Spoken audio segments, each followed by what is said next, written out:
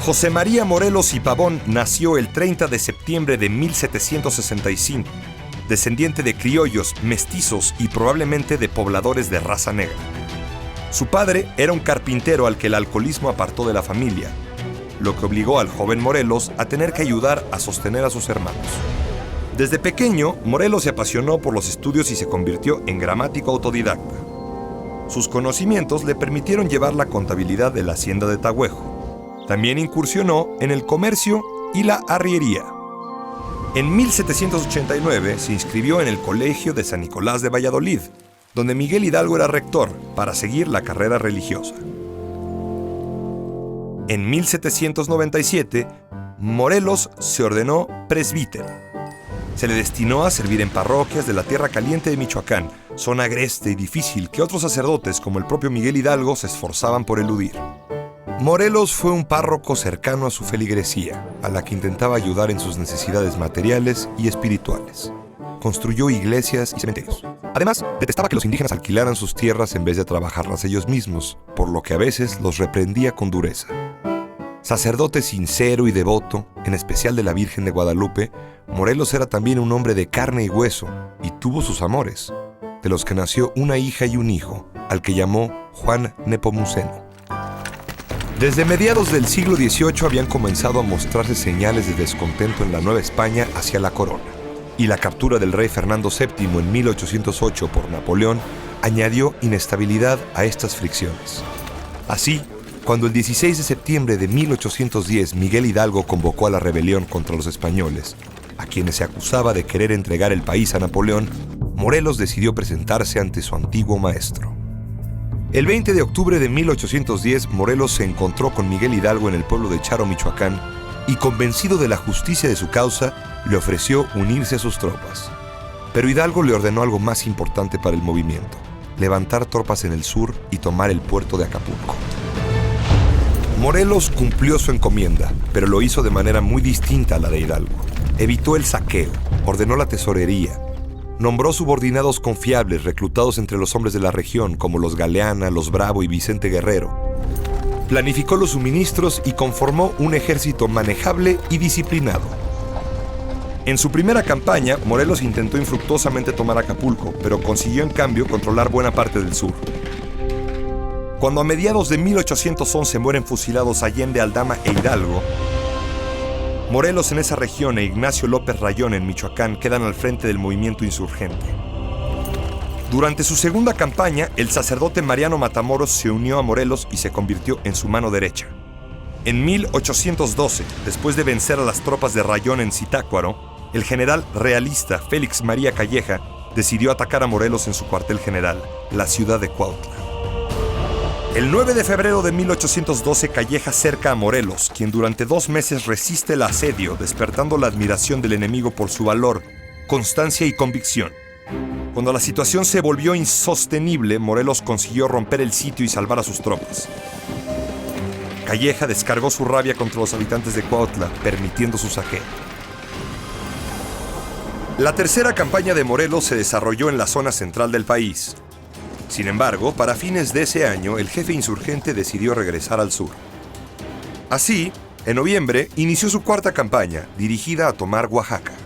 Allí, instaló un verdadero gobierno insurgente, la Junta Nacional Gubernativa, pero solo permaneció por mes y medio en esa ciudad. En abril de 1813, Morelos puso sitio a Acapulco, el puerto que en su primera campaña no había podido capturar. Esta vez logró su objetivo, pero tardó 4 preciosos meses en conquistar, una demora que resultaría costosa. En septiembre de 1813, Morelos convocó a un congreso que habría de reunirse en Chilpancingo. Ahí, Morelos presentó un texto al que tituló Sentimientos de la Nación, en el que planteó la total independencia del país, reafirmó la religión católica, estableció la soberanía del pueblo y el Congreso que lo representa, propuso la división de poderes, la igualdad de los ciudadanos y la eliminación del tributo. En esos días, Morelos pidió, en lugar del tratamiento de alteza, ser llamado siervo de la nación. La quinta campaña de Morelos inició con el objetivo de tomar la ciudad natal de Morelos, Valladolid. Sin embargo, en la Nochebuena de 1813, el realista Iturbide derrotó a sus tropas en las afueras de esa ciudad y obligó a su retirada. Pocos días después, en Puruarán, Mariano Matamoros es capturado. Morelos ofreció la vida de 200 españoles a cambio de la vida de su brazo derecho, pero Calleja, ya convertido en virrey, estaba decidido a acabar con la insurgencia y ordenó su pronta ejecución. El Congreso ordenó a Morelos ejecutar en represalia a los 200 españoles y él obedeció. Morelos comenzó a sumar derrotas. Zanjadas algunas diferencias con el Congreso de Anáhuac, colaboró en la corrección y redacción del proyecto de ley suprema que es promulgada el 22 de octubre de 1814 y que se conoce como Constitución de Apatzingán. Morelos dijo que aquel había sido el día más feliz de su vida. Morelos, congruente con su papel ante un Congreso soberano, se sometió a sus órdenes, pese a que le significaban la pérdida del poder militar. Si estás a punto de presentar un examen y tienes miedo de no pasarlo, te cuesta trabajo estudiar, no te concentras y estudiar se te hace muy aburrido. A mí también me pasó lo mismo. A mí toda mi vida me costaba trabajo estudiar, me desconcentraba al segundo. Hasta que descubrí que una de mis habilidades, se podría decir así, es que tengo memoria fotográfica. Ya que puedo recordar cosas de solo verlas y las grabo en mi cabeza. Si tú también tienes memoria fotográfica o aprendes de ver las cosas, la mejor manera de estudiar es con tarjetas de estudio. Son tarjetas que de un lado pones el concepto y del otro lado pones el significado o la respuesta. Cuando estás estudiando y la respuesta la tengas correcta, lo swipeas a la izquierda, a la derecha. Y cuando la tengas incorrecta, a la izquierda para seguir repasándola. Si les interesan esas tarjetas. En esta situación, protegiendo el traslado de los diputados, Morelos fue capturado al intentar socorrer a un soldado insurgente por Matías Carranco y conducido ante Manuel de la Concha el 5 de noviembre de 1815. Morelos fue juzgado por las jurisdicciones unidas, eclesiásticas, inquisitoriales y militares. Se le acusó de alta traición a la patria, a Dios y al rey. Condenado a la degradación de su sacerdocio y a la pena capital, temeroso de morir sin el auxilio de los sacramentos, Morelos aceptó firmar su retractación y ofreció incluso presentar un plan de pacificación e indicar los lugares en que se escondían armas y pertrechos. El gobierno virreinal decidió hacer del cumplimiento de estas sentencias un espectáculo que sirviera de escarmiento a otros insurgentes. Así, en la capilla de la Inquisición se le degradó públicamente, vestido con ropas ridículas, pronunciando el obispo las palabras humillantes: como a hijo ingrato, te echamos de la herencia del Señor. El 22 de diciembre de 1815, Morelos fue conducido en un coche de caballos al pueblo de Catepec. A las 4 de la tarde se cumplió la sentencia de muerte. El único beneficio que se le otorgó fue darle sagrada sepultura y no exhibir sus restos públicamente. El juicio de Morelos fue uno de los momentos más dolorosos de la historia de México. Doloroso por injusto, aún a los ojos de sus adversarios.